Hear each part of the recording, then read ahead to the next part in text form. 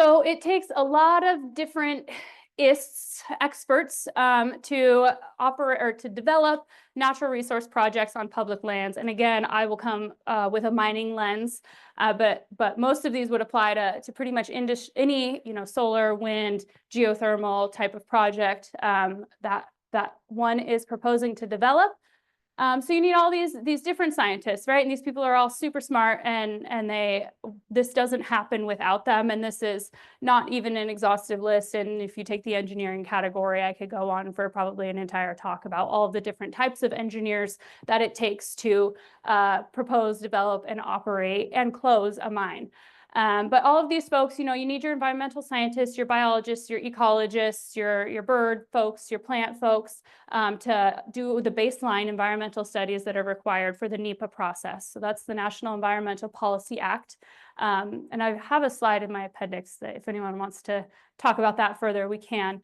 But that's kind of the main federal sort of permitting process that any major project will go through if you're going to impact more than 600 acres of federal land, if you are going to interact with waters of the US, things like that. And that's really a public disclosure process.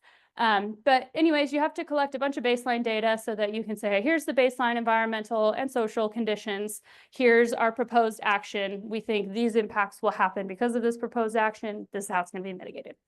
Your geologists, obviously, they find the stuff, the engineers build the stuff, the permitting experts do all of the permitting stuff. You need all kinds of different attorneys, air, water, mining law attorneys.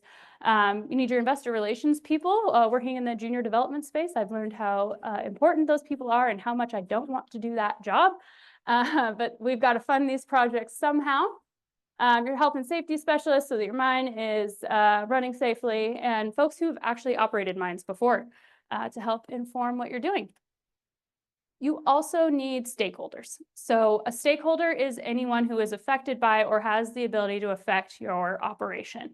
Lots of fun icons here, but it's local, city, county, state, federal governments, tribal nations, local people who just live in communities near your proposed project, local business owners, recreationists, nonprofit organizations, health districts, hospitals, schools, ranchers, farmers, fly fishermen, whatever it may be, bird watchers. Those are all people who have a vested interest in what you're doing.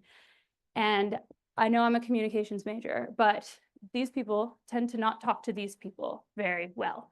And we often think that we can send any of those people to talk to these people, and 99% of the time they're using acronyms and technical terms and saying things that these folks don't understand.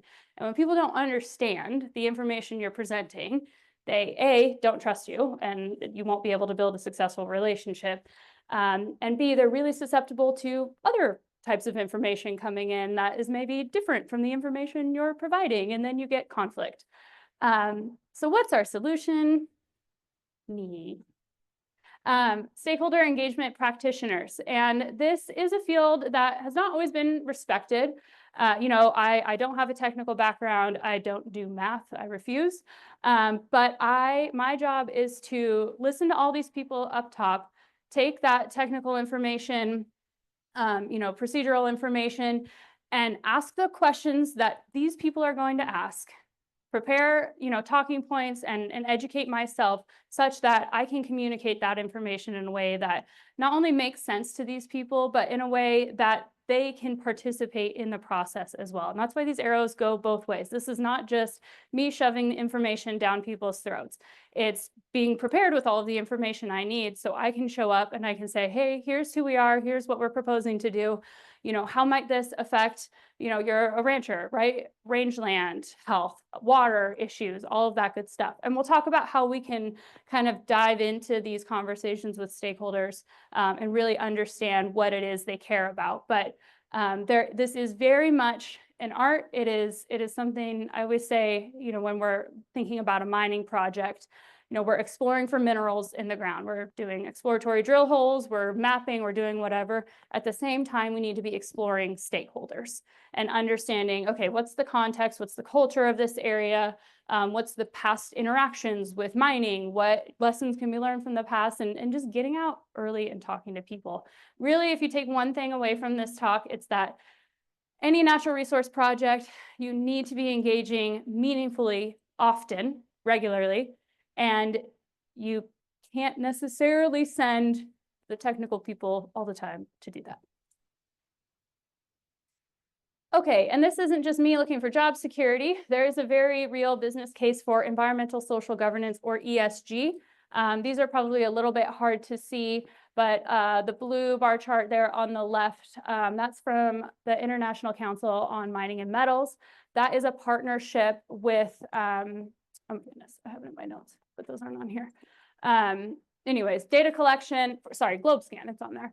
About 20 or 30 years, this data has been collected, and it's on stakeholder perceptions of the mining industry and what issues stakeholders are identifying as important to them.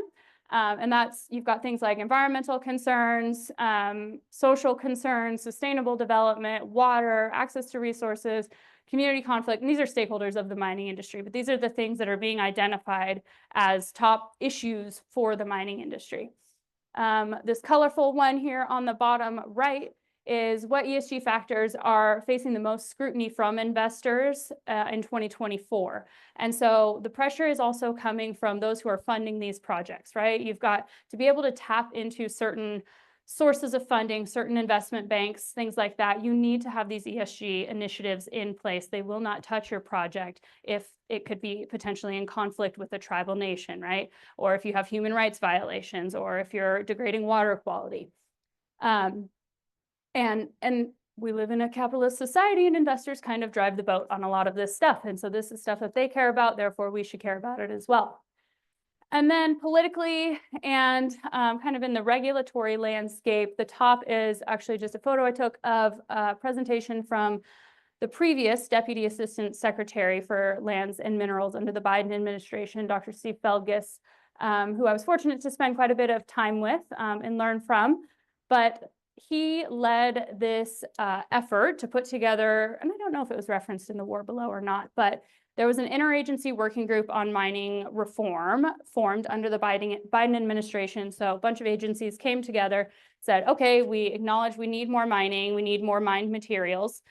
We have this regulatory process, we have all these stakeholders. What kind of recommendations can we make to potentially reform the mining law in the US for project proponents, what they can be doing differently, and what agencies can be doing differently to responsibly permit and get these mines into operation.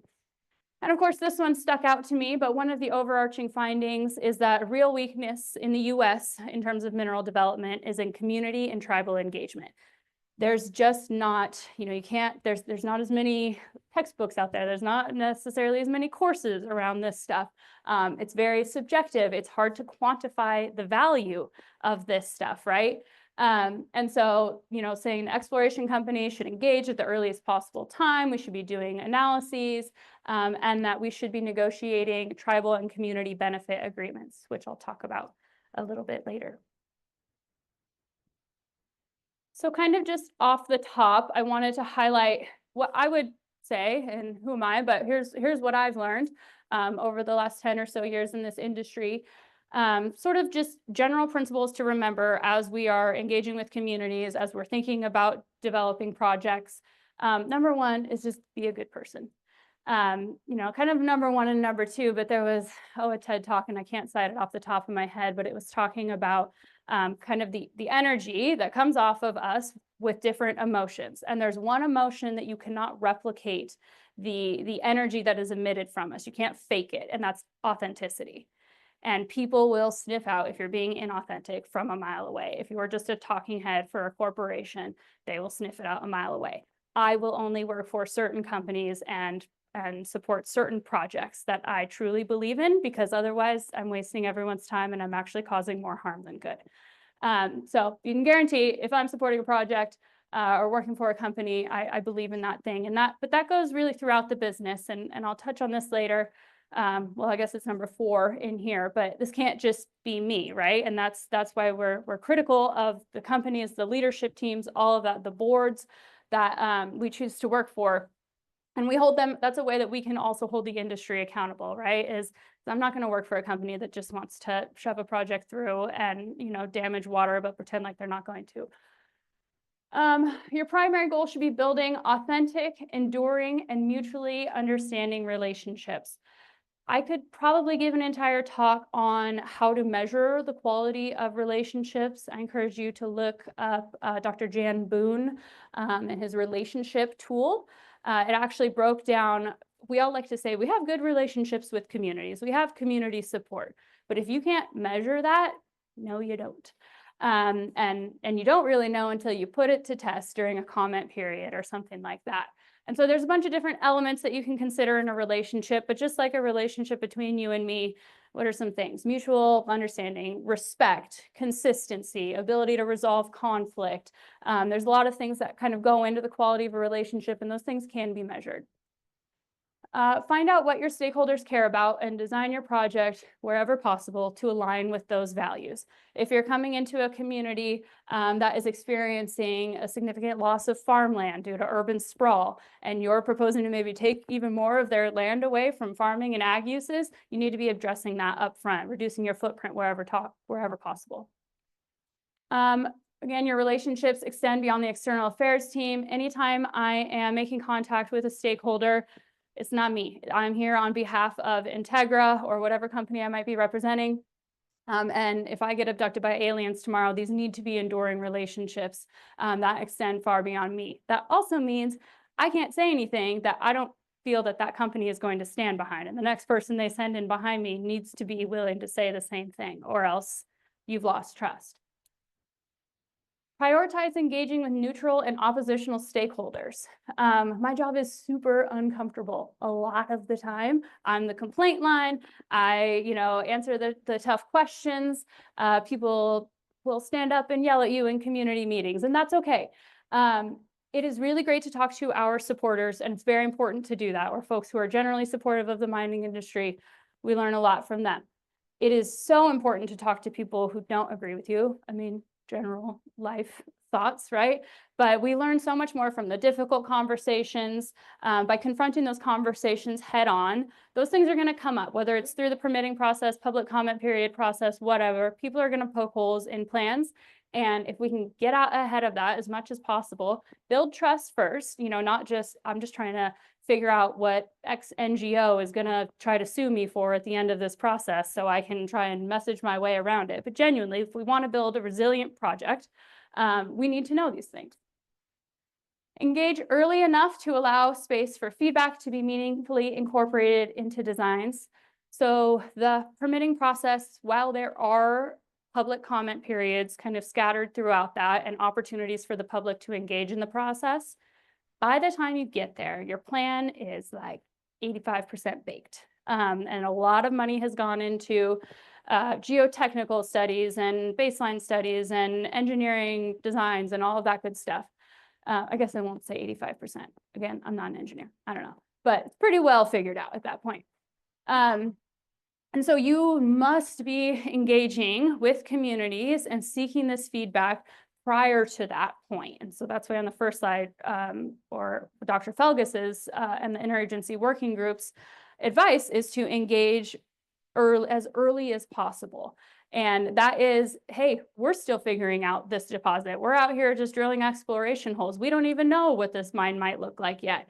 Isn't that such an easier conversation to have too than, hey, I already pretty much know what these impacts to you are going to be. I'm just going to tell you about it now. But if I come to you before I even really know that, we can learn to understand each other. I'm not withholding any information, and we can try to work this thing in a way that's going to work for everybody. And then just overall, informed and empowered stakeholders really do result in more resilient projects. I will mention a couple times today, I already have, but litigation around mining projects we know is pretty much a guaranteed in this country. And we will test that at DeLamar here soon to see if all of this pre-engagement works or not. but you kind of accept when you're coming in to develop a mining project in the US, there's going to be some form of litigation. And I'm a big fan of NGOs, honestly. We have clean water in this country because people stood up and said, hey, I don't think that company should be dumping toxic waste into that stream. Super grateful that they did that. But it does mean that we can't just bury our heads in the sand and accept that there's going to be litigation and we just work it out in the courts. If we want to create resilient projects, a presidential administration lasts 8 years at best. Mining projects in this country take about 29 years to explore, permit, develop, and construct. We got to do something resilient through kind of socio-political changes. You've got to make sure you've got a good project.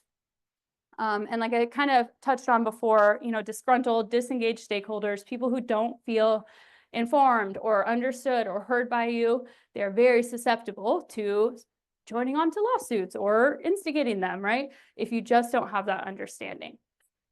Another really important point, and this is particularly relevant when it comes to engaging with tribal nations. Tribes in the Western US, particularly, honestly, in the Great Basin where Integra is operating and developing mines, are absolutely inundated with natural resource development projects, whether that be geothermal, mining, you know, lithium, wind, solar, whatever it may be. They are being consulted on everything, and that's great. That's very important. And that's government to government consultation from whatever agency is taking lead on that project with the tribe. But what do they also have to do? Govern a sovereign nation, take care of their people, hold elections, manage water on their reservation, build schools. They're truly doing everything. And we're asking them to read this giant technical document with baseline and technical and engineering information about this mining project. They don't have in-house hydrologists or geologists or engineers or things like that. Legal counsel often is not in-house and can be very expensive. So often tribes are the only ones in that room not getting paid to be there. I'm getting paid to be there to talk to them. They're not getting paid to consult on these projects. All right, I'm going to give a little bit of a spiel about Integra and our projects and where we operate. But again, this is so that we will be using the DeLamar project and the ways that we've incorporated human-centered design into our project as kind of the lens here. So I'll talk about it just briefly. But Integra acquired the DeLamar project in 2017. The project last operated, DeLamar Gold Silver Mine last operated about 25 years ago. Price of metals dipped too low for the mine to be economic anymore, so it was put into closure, successfully closed, I think 2014 or so. So we acquired it, so it's called what's called a brownfield site. So I'll show you some photos of what the site looks like today, but it's heavily impacted to date. So we're not starting with virgin ground. We did our preliminary feasibility study. We said this thing looks good, let's keep putting money into it. We merged with another company in Nevada and acquired some development assets in northern Nevada outside of Lovelock and Gerlach. 2024, last year, we acquired the operating Florida Canyon mine, and this goes back to those investor relations people are pretty important. It is very difficult to be going back to the market year after year, every 6 months, and raising more money to fund your project. It costs a lot of money to develop a mineral project. These scientists are very expensive people. Purchasing basically an operating mine provides us with revenue, makes us a more resilient company. We're less likely to be swallowed up by bigger fish. So one important thing we've done with the DeLamar project is really understand the kind of history and context and culture of the community that we're operating in. It is not our job to come in and say, here's what we're going to do and here's what we think you should do about it or think about it or feel about it. We have to listen first. And we are fortunate that there is a very strong mining legacy in Owyhee County, Idaho, of course, being the gem state. We've all heard it, yada, yada. But Silver City is our next door neighbor. And if anyone wants to see, we have some visual renderings of what the view of kind of this mountain will look like at the end of our mine life from Silver City, and it pretty much looks exactly the same. But so huge boom bust exposure too in this community in Owyhee County. They've had mines sort of come and go and come and go, and they've seen the ups and they've definitely seen the downs. So we're also working in that context. We also have a pretty heavily impacted environment due to historic mining practices. You can sort of see, but I'll point out there's no trees on this hillside. All the trees are here and in the timbers and the underground workings.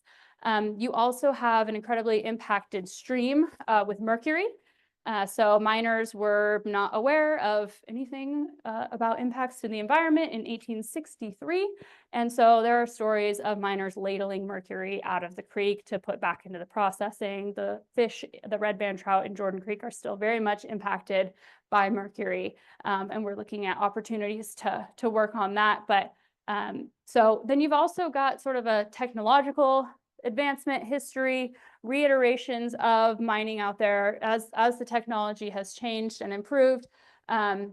You've got reprocessing of what previous miners would have considered ore, which we'll be doing again at DeLamar, even just from what previous miners considered waste is now ore, because the price of these metals has increased, and we'll be proposing to do the same thing. And this here's my friend Dennis Stanford pointing out to us that the ranchers came to Owyhee County. He's a 6th generation Idahoan to feed the miners, and mining and ranching go hand in hand. They always have. Miners and ranchers can sometimes exist in a place of conflict, but the reality is we're using the same resources, right? Land, water, all of that good stuff.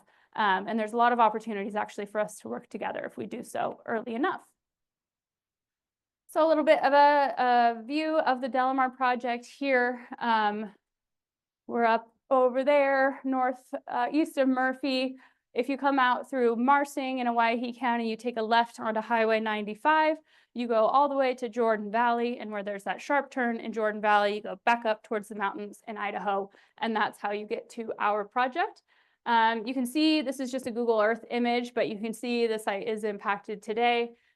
So we have a water storage pond that's attached to our water treatment plant. We are perpetually treating water at DeLamar. There were some underground workings that the last operator put a bulkhead in. They were discharging low pH water into Jordan Creek. So they put in the bulkhead and assumed the responsibility of treating that water in perpetuity. And we assume that responsibility in acquiring the project. But you've got two main deposits here. So you've got the DeLamar deposit, and the site's been reclaimed, but you can see it doesn't go back to the way it was before. So that's where the DeLamar pit is. This is a haul road this way. The Florida Mountain deposit there is kind of 3 smaller pits. And then just on the other side of Florida Mountain is the historic town of Silver City. It's not occupied year-round. It's more of a summer vacation destination for homeowners up there. But essentially what we'll be proposing to do with the next iteration of mining at DeLamar is taking these pits, existing pits, the DeLamar deposit, the Florida Mountain deposit. I would say I'm no geologist, but I have kind of a clue of where the gold is at this place. Taking where they were previously mining and taking it deeper and further to the west. We will be proposing to use heap leach cyanide processing methods. And that facility would be located right around here somewhere.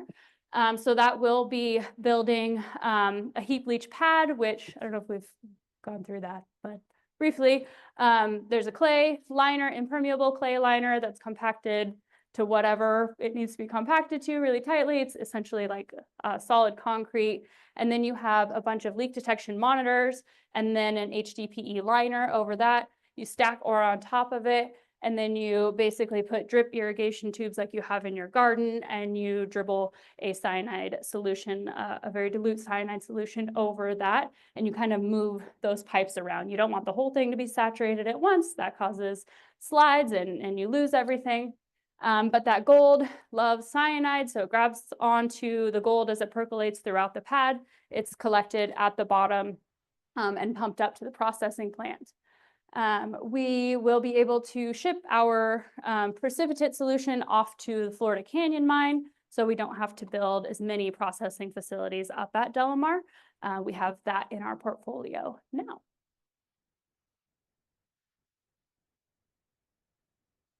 So just some more photos to demonstrate what the project looks like today. And it's open BLM land. Anyone can go up and check it out if you want, but if you want a tour, I can give you a better view. So up on the top left, you've got the shop facility. We use it as a core shed and still a shop. For the future version of the mine, we'll just be kind of retrofitting that and building it out from there. On the top right is the DeLamar deposit. Bottom left is the Florida Mountain deposit. And so Silver City would just be kind of on the back side here. And then this guy here is standing on top of the historic tailings impoundment. So the next iteration of mining at DeLamar will not include a tailings facility. We won't have a mill. They had a mill the last bit of the operation. There's potential. There's an underground sulfide deposit that would require a mill and tailings in the future should we or another operator go after it. But what we're proposing is something Integra feels confident that we can finance and construct and operate. And so we will be going the heap leach route and going for the more near surface oxide stuff. But there's active grazing up on the site today. That tailings is closed. There's allegedly gallium in that tailings facility, but we'll see. So DeLamar, like I said, it's brownfields project. We know what's going on out there. Simple open pit heap leach operation. We've done a lot of work to pull mine features onto previously disturbed ground wherever possible to keep that really tight. We'll have about 220 high-paying jobs in Owyhee County, which is very much an ag-focused county. It's the fourth poorest county in Idaho, largest by land mass, smallest by population. We'll be entering the NEPA permitting process this year. We just submitted our revised mine plan of operations to the Bureau of Land Management yesterday. So they're doing their review now. We've really developed, and what this talk will get into, what I would categorize as a sense of local ownership over the project. So these are not just people who are okay with a mine being in their backyard, but we've done so much work and had so much true, meaningful engagement. These folks are like, Emily, when are you going to get this mine permitted? Like, we're ready. Let's go. They're like, who do I call to make this happen? And that really is what can happen with mining projects. And then lots of taxes generated to the state of Idaho and to Owyhee County. And this is Doug. He is an equipment operator up at DeLamar. He has always been a ranch hand his whole life. And he decided to kind of take a leap and join us up at the mine. He'll tell you he's gained a bunch of weight doing so, sitting in equipment all day. But he's still a beanpole, and he still ranches and ropes and wins all kinds of team roping competitions, and he's a really cool guy. All right, so you've got a mining exploration project, and you're like, okay, I took this class, and Emily told me I need to engage people. How do I do that? So mining has really existed for a long time before these boxes, very much in a fly under the radar, let's try to make as little noise as possible and hope no one notices we're here.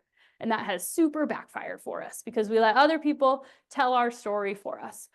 So the industry said, okay, we got to start talking about who we are, what we do, why we're important, why everyone needs us. You've all heard of the cell phone thing. I'm so tired of that. And so they started telling their story. That's great. And then we started opening up the doors a little bit more, and you can only tell people something so much. They'll either believe you or not if you're not building authentic relationships. So we started opening up the doors, doing mine tours, doing videos, doing things like that, kind of putting our best face forward about what this industry is. And then we're starting to, and where I'll take this is involve me. So instead of just telling, showing, that's all one directional communication and engagement, right? How can we involve stakeholders? How can we like flip this on its head? And how do we show up and say, well, you tell me, how would you build a mine here? Tell me what that looks like for you. What does this access road look like in your perfect world? What does water management look like here in a perfect world? What issues exist in this landscape or in your community that a mine could actually help address? And let's design it that way. So your first thing you do is identify who your stakeholders are. And that is an ever-evolving thing. You're constantly updating that stakeholder register, stakeholder map, whether it's because someone new got elected or there's a new organization that started up, whatever that may be. And then figure out where they're already meeting and go meet them there. I hate town hall meetings. I don't know how many of you want to come sit at my presentation at 6 o'clock on a Tuesday just because I ordered pizza, but probably not very many. Especially in rural communities where mines are often located, you get that same 10 people phenomenon, right? You have people who are volunteering, it's the same folks over and over and over again, and they are so overburdened, under-resourced, and they don't want to deal with it. So you go to where they're already meeting, go before you have an ask, and just be part of it. Listen, volunteer. I mean, as simple as like I have a computer program that this tiny nonprofit can't afford to get, I can build that flyer for you, no problem. Here you go. Like, and it's those tiny little touch points that snowball and build up into a relationship. I also suggest that, this is tough work, and a lot of times you're looking at like a junior exploration company that doesn't have a ton of money for overhead and G&A staff expenses, all of that. And it can be really difficult, right? You want to do this stuff right. You don't want to show up and kind of give it half effort or not be able to be consistent. So be smart about it. Community-based coalitions are really important, especially in rural communities. A good example is community health coalitions.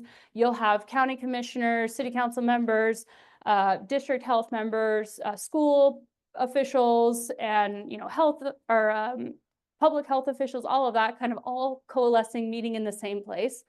I'm going to go there versus going to the individual meetings necessarily of all of those groups. Track everything I said already. I say metrics or it didn't happen. You can tell me all till you're blue in the face that you have a good relationship or that people are saying good things about your project. You can tell the federal government that. You can tell your congressional delegation that. But if you can't prove it, or if you can't prove you've been engaging for 7 years, it kind of didn't happen. Be consistent. Like I said, scale your engagement strategically. You don't bite off more than one can chew. Again, these are often small companies with limited resources, but be smart about it. So one thing we have done is we have a part-time employee out in Jordan Valley. She is a full-time teacher at the school in Jordan Valley, and she's also an incredible grant writer. I don't have a donation budget of $1 million, but we pay her time. She writes grants for local nonprofits, for the school, for the city, whatever. And she's been able to bring in about $1 million in grants to the tiny town of Jordan Valley, just because she's amazing at it. And we're supporting her time in doing that. And now she's working, she's like, Emily, I'm managing too many grants. So now she's working on teaching these nonprofits how to submit for grants, how to manage their grants. And that is building community resiliency.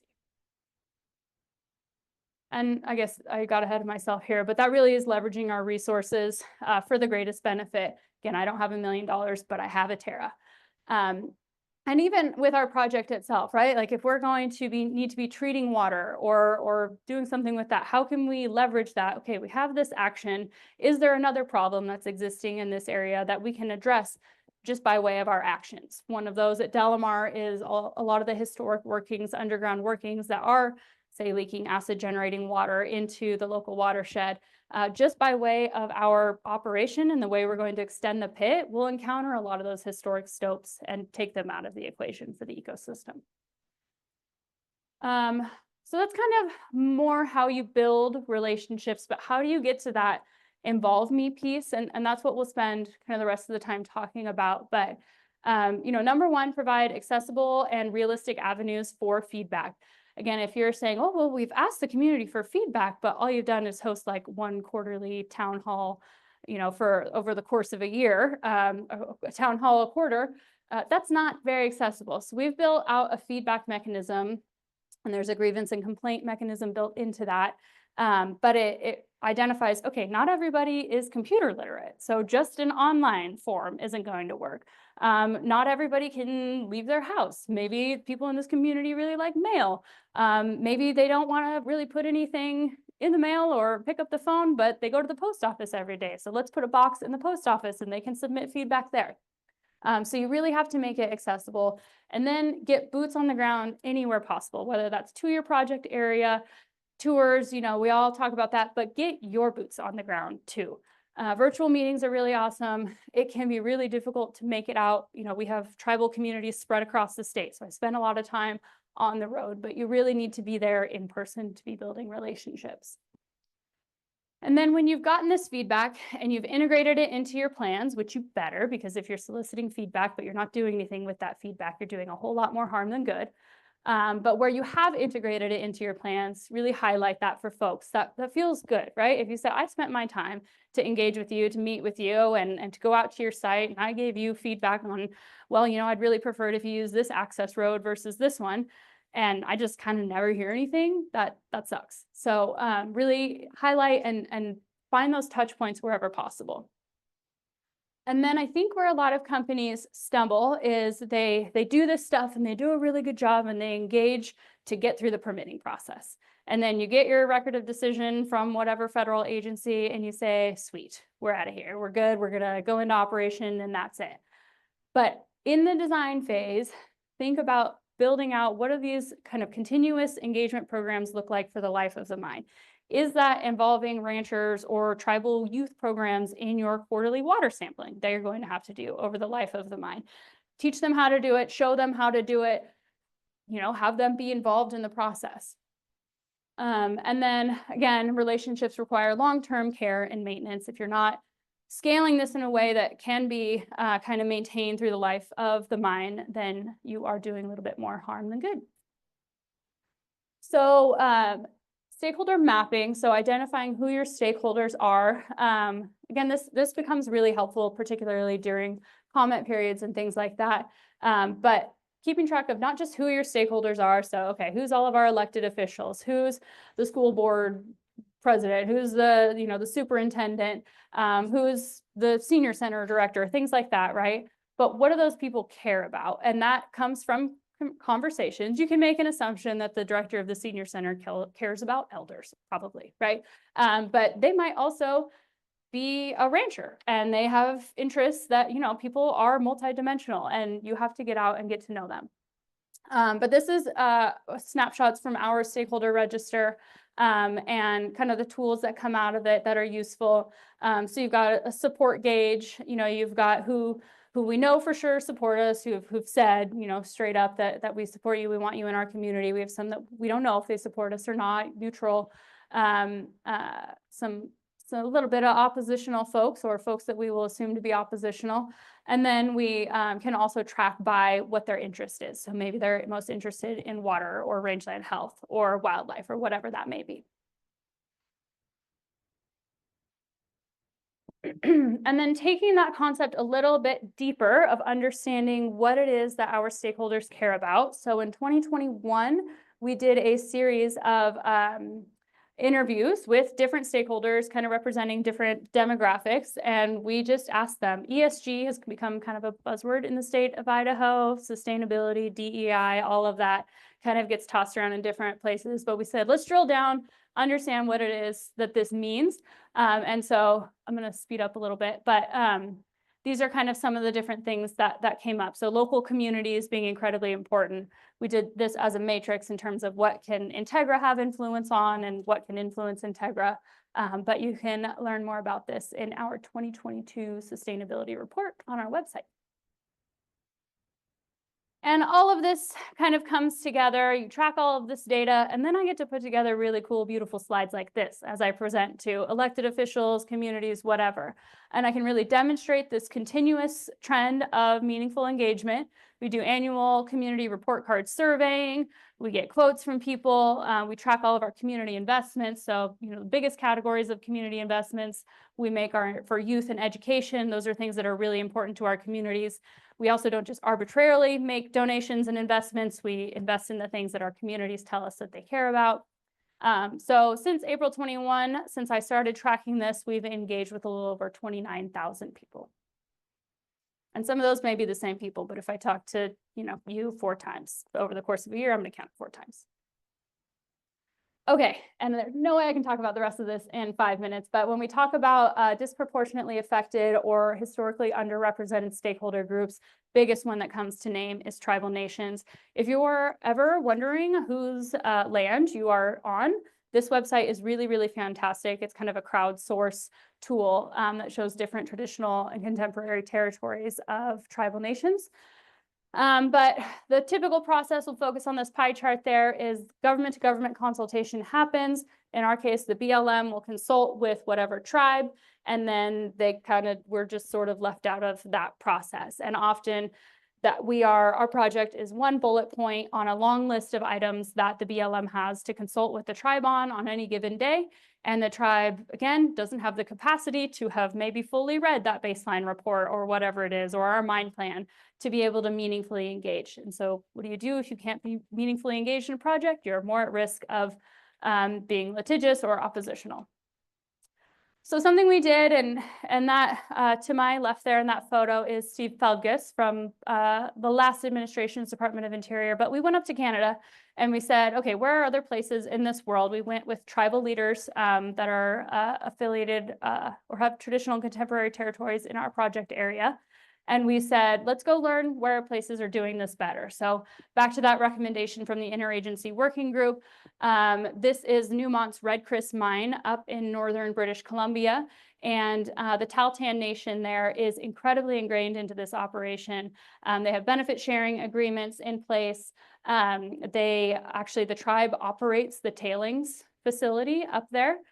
So there were tribal members working there, and it went further than just jobs for tribal members. There was also development opportunities, all of that. But then again, benefit sharing, the tribe is the preferred contractor. So if a contractor wants to work for this mine or a vendor or whatever, they actually pretty much have to approach the tribal nation, enter into a joint venture agreement, and then they can be a contractor at the mine. We're doing other things too, like tribal-led Indigenous knowledge and cultural studies at DeLamar this summer, and over about the course of the next year. Cultural awareness training for anyone who comes onto our mine site, working at what does culturally informed reclamation, what plants are going back onto the land at the end of the mine life, and really just entering into this process. Look, mining in the US, often who is opposing projects, many, many times tribal nations are involved in those lawsuits at the end of a mine. Can we enter into this process as partners rather than adversaries, and find a way where this traditionally underrepresented and underbenefited group can actually be part of the process? These are all the ways that we have integrated human-centered design at DeLamar. There's lots of different aspects that, we've taken this feedback and we've integrated it into our plan, but I'll focus on these ones here. Super high level, what we're proposing to do is we will boom bust mining impacts. The city of Jordan Valley increased to about 500 residents the last time the mine operated. Now, if you've driven through, it's itty bitty tiny. Main Street is shuttered. There's about 115 people who live there. They told us, we don't want to go back up to 500 people. We want to sustain the community kind of the way it is. And 10 families moving into Jordan Valley would have a pretty intense impact on the school, on the water system, all of that stuff. So we said, great. How do we make sure that doesn't happen? And we'll be proposing to transport employees in via bus. So they can go home at the end of the day every day. They don't have to live in a camp, but they'll all get on a bus somewhere around Marsing, come out to the mine site. That'll also reduce traffic. We chose this access route, Trout Creek, out of Jordan Valley, as opposed to another one based on feedback from ranchers, based on sage grouse impacts, lots of things. And so that's kind of a key area where if we hadn't had those conversations, we might have chosen the other route that saved us about 20 minutes per trip, made that commute a little bit easier. But because we have this feedback, we are avoiding a whole slew of issues that would have come up through the permitting process had we not taken this approach. All right, some key takeaways. So this stakeholder engagement, while it is so very fun and interesting, and I hope everybody thinks this was a great talk, it is not just an optional, fun, fluffy, oh, you make donations to organizations. It's very much a science and is very foundational to this process. Human-centered design doesn't just make you look like a good company, it's genuinely good for business. Again, that last slide. We would have encountered so much community opposition had we not asked the question of, hey, how many kids can the school take? How many more students can fit in that school without you having to build a new school? Things like that. And then, basically just how to build relationships rooted in trust, mutual understanding, but that you have to be in it for the long haul. Okay.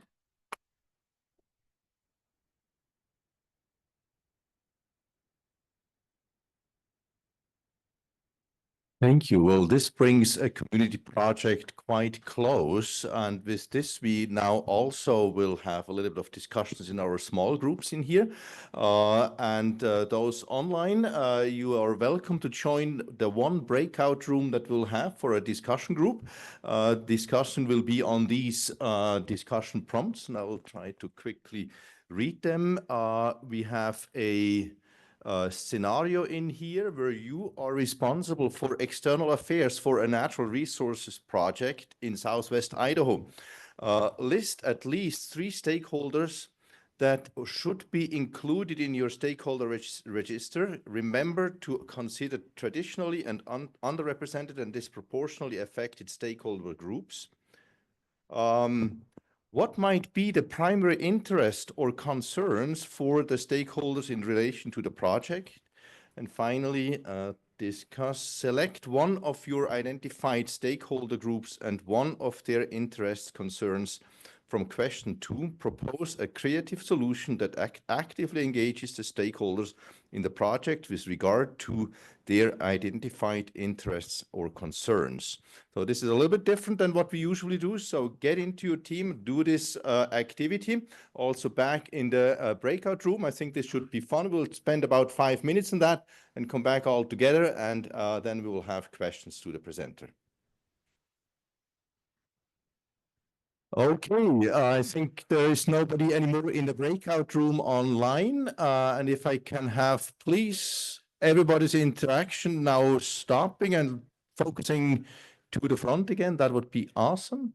Thank you so much. So you have been working very hard. So now we can have questions to our speaker, and I will hand over the mic, and Ms. Hendrickson will repeat your questions for the online audience. Okay. All right, who would like to go first? Dr. Crowley, would you like to come out? Okay, someone's going first. Please, Mark. I've got many questions, so I'll just use the first question here. I can throw out the first question. I don't know. We're talking about that slide that's covering influence and interest of community. I'm wondering how you measure that. So the question is, how are we measuring influence and interest? I think you're looking at our stakeholder register slide. It can be a little subjective, but I'm rating maybe a county commissioner as having high interest for sure, right, with the county that we're in, and the tax dollars that the county will see, and also the implications and responsibility for the county in terms of road maintenance and all of that good stuff. So that would be interest, but they're also highly influential over the project. We've seen, for example, the Powers Butte solar project outside of Kuna, kind of straddling the border of Canyon and Ada counties. The county commissioners were able to full stop that project, right, by not approving a permit.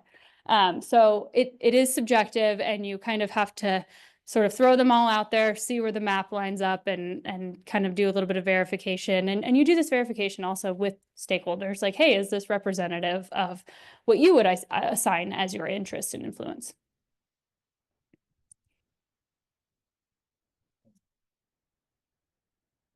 As far as like the presentation, basically understaffed experts to process the project's proposal baseline. Have you guys thought about maybe budgeting in like a stipend or independent for them to hire an independent experts at their disposal? Yeah, absolutely. So that the question is, in terms of tribal nations and capacity, have we considered adding budget to provide for independent experts to support the tribes? Yes. So the indigenous knowledge and kind of cultural study process is, so traditionally, a mining company might do an ethnographic study, and that is a pretty archaeologically focused, often Western archaeology focused. Maybe a white ethnographer will come and do a study, provide the report to the tribe. They say, yeah, looks good. And they kind of move on. We're taking a little bit of a broader lens with that. So that'll include, it'll be tribal led. They'll come to the site, they'll do surveying and bring youth and elders and knowledge keepers and all of that. And then kind of through that process, similar, a related process with a life of mine relationship agreement. There's also a protocol for regulatory collaboration. So we come to the tribes with our proposal prior or kind of adjacent to it, interacting with the agency. And we say, hey, let's look at this together. And at that point, yes, if there's need for, additional technical support for the tribe to independently review, or we lend one of our consultants or whatever to walk through it with them, that's where that process comes in. Question? So you're interacting with the community and getting a lot of different input on like what they want to change, what different recommendations they have. And obviously within like the whole structure of a mining operation, there's a lot of different departments you have to work with. How do you navigate like which request goes to what department? Like who do you kind of interface with that, kind of bridge that deep network? Yeah, so how do you be that kind of funnel for information and requests, and how are you interfacing with the mining company and all the players there and the community? It's getting really ingrained. The last company I worked for was a little bit more siloed, and kind of community relations existed over here, but it has to be part of the leadership team, the management team, what have you. So I have access to everyone up to the CEO and the board, and and that is just speaks to Integra and the way that they care about this. But I know my team incredibly well. I also use a little bit of social intelligence in that I'm going to put this person in front of a group of ranchers, but I'm probably not going to put them in front of the Idaho Conservation League, that kind of a thing. So you got to know your audience a little bit too. But yeah, I would say we also, I'm very fortunate. We have a small team. I think a lot of the times mining companies, we kind of get that we're this huge company. There's like 30 of us in Idaho, and most of them are like dug out at the DeLamar site. So in our Boise office, there's now like 5 of us. So it's pretty easy.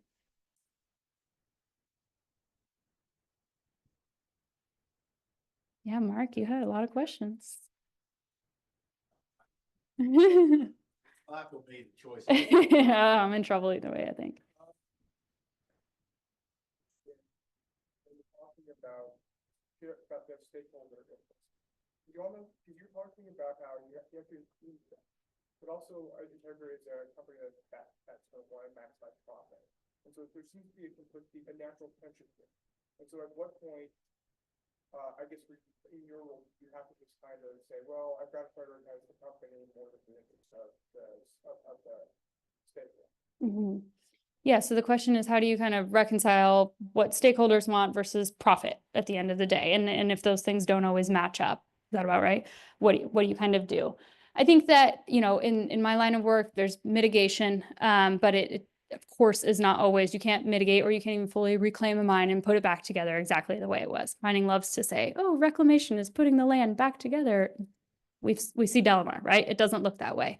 And I think you have to exist in that gray space a little bit more. And I think that's what's challenging when sometimes this is a concept that gets so controversial and oppositional that you either have to have all the mining and it has to happen, kind of no matter what, or no mining and we all live in tribal societies again, and we barter and we trade. Well, we live in the real world where there's a space for that. So one of the places where we're really going to have to examine that specifically closely is with grazing impacts.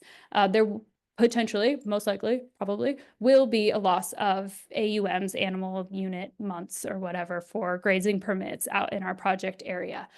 So we are already working with the Owyhee County Cattlemen's Association, the Idaho Cattlemen's Association, to ask the question now, like, what does mitigation for that look like to you? And there's a difference between, oh, well, we'll just provide, a bunch of hay, or we'll compensate you for the amount of cattle you're not going to be able to put on that land, or we'll provide pasture land over here and you put your cattle over here instead. So the exciting part, honestly, of what I do, and specifically in that, like, I kind of love when we get this tough point where there's not a very clear answer. It was pretty easy to say, especially because the cost trade-off between those 2 access roads, it was a lot nicer to go with the access road that we chose. It was like $10 million nicer.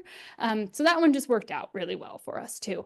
But at the end of the day, it is also a business decision. It has to still be profitable. And I have to remind myself too, that all of these benefits that will come from this mining operation, all of these great jobs, all of these tax dollars, all of these community investments, diversifying local economy, all of that doesn't happen if we hit these stop gaps and just kind of can't move forward. So even in the concept of, sort of benefit sharing or relationship agreements with tribal nations, there are mechanisms built into those processes for how to resolve conflict. Or if we can't come to an agreement on one item, that doesn't mean that our entire relationship goes into a trash. We can still talk about these other things, and maybe that it's not a problem. What did someone from the Tahltan Nation tell us when we were up there? This is not a problem that's going to be resolved today. Doesn't mean it's not going to be resolved tomorrow, but.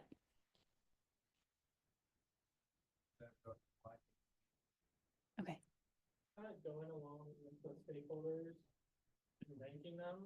I'm hoping this makes sense, but like when you're trying to rank the different concerns of the different stakeholders, like is it more like trying to decide which specific stakeholder you need to focus on more, or is it like breaking those stakeholders down into their individual concerns? Like we need to focus on this one concern over, and then like rank like a concern of a different stakeholder next.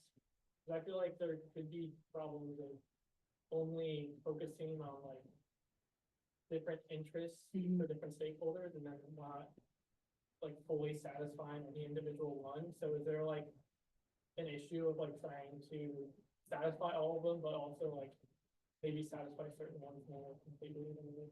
Yeah, so the question is, when you're ranking and you're sort of measuring stakeholders and their interests and influence, like how do you sort of prioritize where you're putting those efforts? If there was ever a world where I could make everyone happy, I probably wouldn't have a job. And to further complicate that, sometimes this stakeholder's interest is in opposition with this stakeholder's interest. So if I'm making this group happy, I'm making this group mad. And so that's why those community-based coalitions are also really, really valuable, because you try as much as you can to get all of those people in the same room. Okay, today we're talking about water. Well, you have interests with water in terms of ag uses and irrigation, but you're interested in fishing or rafting or whatever, right? And sometimes those things don't always match up. Or this ranger, there's also existing context between water rights and all of that stuff. So it can get really, really messy really fast. And I think like with the bubbles and stuff, it's as we're building out engagement programs, it's a helpful starting point. So we can say, all right, it's clear that water is a high priority and we need to make sure that we're focusing on that. But we can't forget about wildlife impacts over here, right? Because I mean, at the end of the day, like any of those things are things you could be sued for or could see opposition for. So they're all important. And that's why it's so important that we have all of our team involved in this stuff. So I'm not, ignoring, I guess, any one issue, but it's impossible to make everyone happy. I would say you do have to look at which ones have the most likelihood to impact your project. At the end of the day, the work I do is risk mitigation, right? The company wants to get the mine permitted and they want to be profitable. And so, yes, I am going to look, maybe not first, but with, a heavier hand at those items that have the most, that other companies are getting sued for, or that historically stopped projects. Again, for Integra, we saw engagement with tribal nations as one of those things. So many people told us, just don't even really worry about engaging with tribes. Like, they're going to sue you anyways, so why even bother? And we just said, like, that doesn't feel like being good people. So we're going to give this a try the other way. They still might sue us. And they are actually welcome to do that. Even with these benefit agreements that we're exploring right now, they don't waive their right to sovereign immunity. They don't waive their right to oppose our project. They can benefit share, all of that good stuff. But it's kind of like a skin in the game thing, right? You benefit share in revenues if the project moves forward.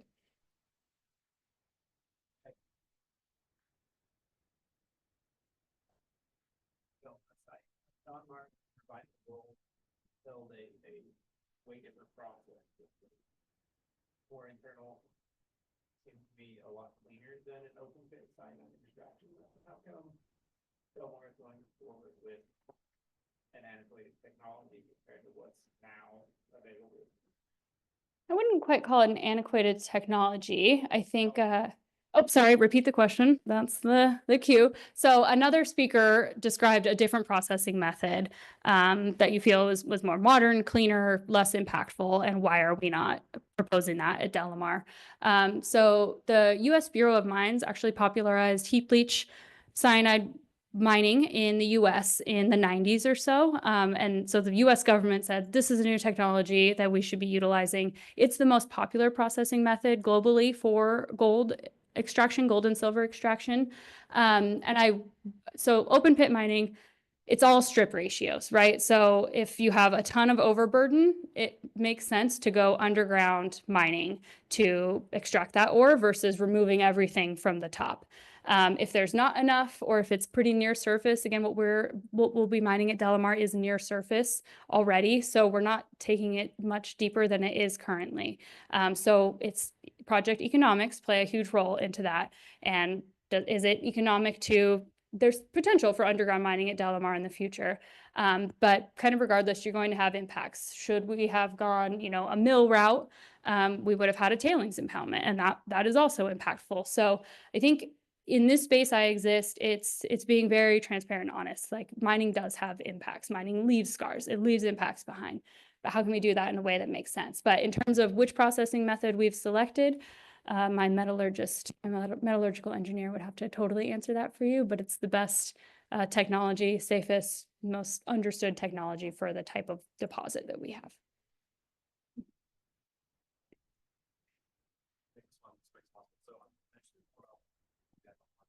The dollar comes in. So with your team and like all the different stakeholders you have to analyze, are you kind of given like kind of a budgetary range from the company, or is everything kind of on a case by case basis? And also, you don't want to get $50 million deep into all these things and all of a sudden, well, another $200 million and then it's not profitable anymore. And the next problem is going to be that much money. So how does that how do you guys balance that? And how is that kind of budgeted out in the process? Yeah, so the question is, how do we balance our budget? How do we not get out over our skis with this stuff and make sure that what we're designing is still profitable at the end of the day? It's a constant team effort. Yes, I have a budget allocated for donations and for sponsorships and for community programming, whatever that may be. And I try to be we do have like ad hoc requests that come in and stuff, and those are nice and fun, but I try to be really intentional. So a place where we're doing that specifically is around economic development. Owyhee County has really kind of to date just sort of pushed back against any and all economic development because they're facing the pressure of urban sprawl from the Boise area. So we're looking at, okay, where can our dollars be most impactful? We're also, again, not a huge company. So can we help with, facilitating community visioning workshops? And what is Owyhee County's future for economic development look like in your plans? And then how do we support that? Do we help establish a revolving loan fund to bring more businesses in here? Things like that. But every single thing, and again, that access road is a really good example.